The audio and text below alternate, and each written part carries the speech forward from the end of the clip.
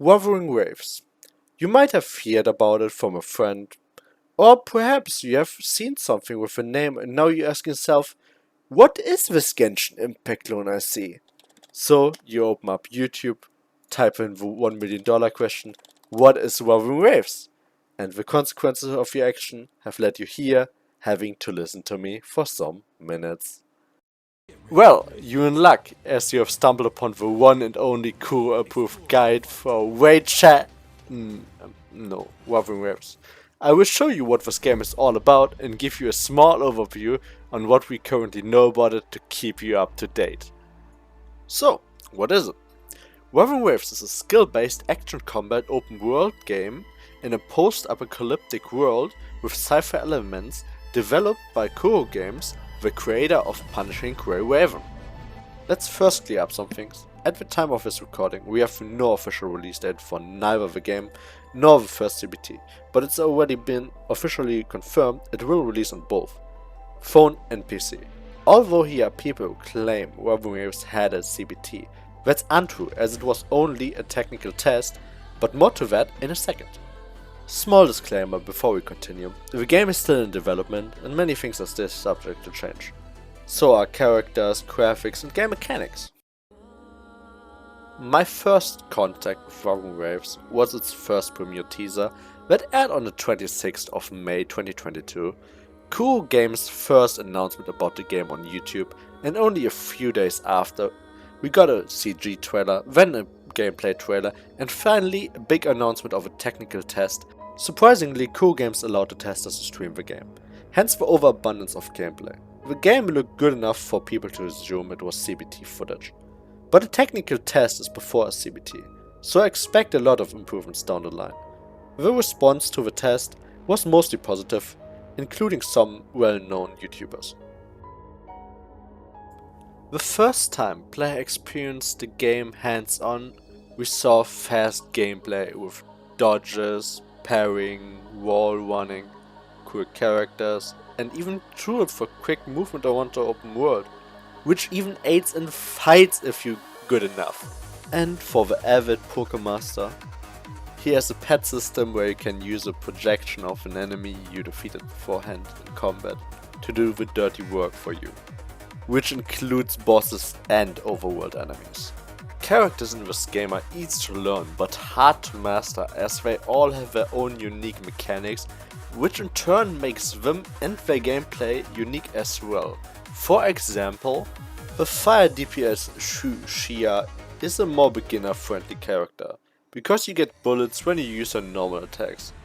She regens so many bullets it even makes Danny DeVito proud. On the other hand, the ice DPS Sun Hua requires more skill to play properly. By first doing one normal attack, a bar resembling a music bar appears. After that you need to time the moment the right indicators on top of the music bar to do a slide attack through your enemies.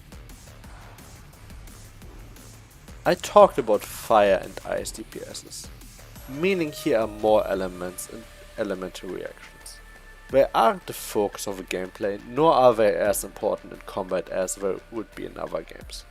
The combat leans more forward skill, with an emphasis on dodging and parrying the enemy's attacks.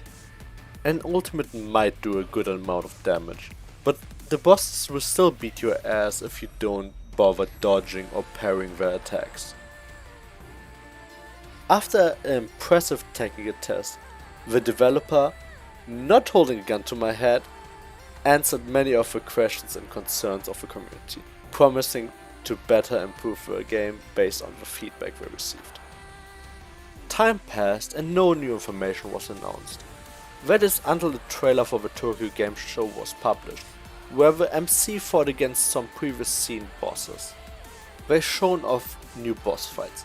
3 of the bosses we have already seen in the technical test, but the experience was enhanced and some interesting mechanics like teleporting, the ability to destroy body parts, the parrying of strong boss attacks were implemented. At the same time they shown how well they were listening to the community's feedback about the graphics and gameplay. The game is far from finished, so keep in mind before judging it based on the unfinished version. That's why I haven't talked about some of its content, like the open world or the memory system, because it's not finished yet. Now onto one of the most controversial parts, the monetization. Yes, Wuthering Waves will have some way to get your well-earned mom's credit card for a one-in-a-lifetime chance of getting your 3D crush on a PC or phone screen. At the time of the creation of this video, we have no official information as to what the monetization system will look like. Many people expect it to be a gacha system like Kuro's other game, PGR. Many gacha gamers are hoping for the best in their mom's basements. Because Kuro Game's first game, Punishing Career, is known as one of the most free-to-play gacha games on the market, where getting character is just as easy as playing the game's dailies. And as a bonus, they made it fun. With its forgiving low pity system, it guarantees you your soon-to-be puppet. So this is all you need to know about Wuthering Waves. If you want to stay up to date on the game, maybe follow Wuthering Waves official Twitter, or join the official Discord server. And don't you dare subscribe and like the video, because I will make more Wuthering Waves content in the future.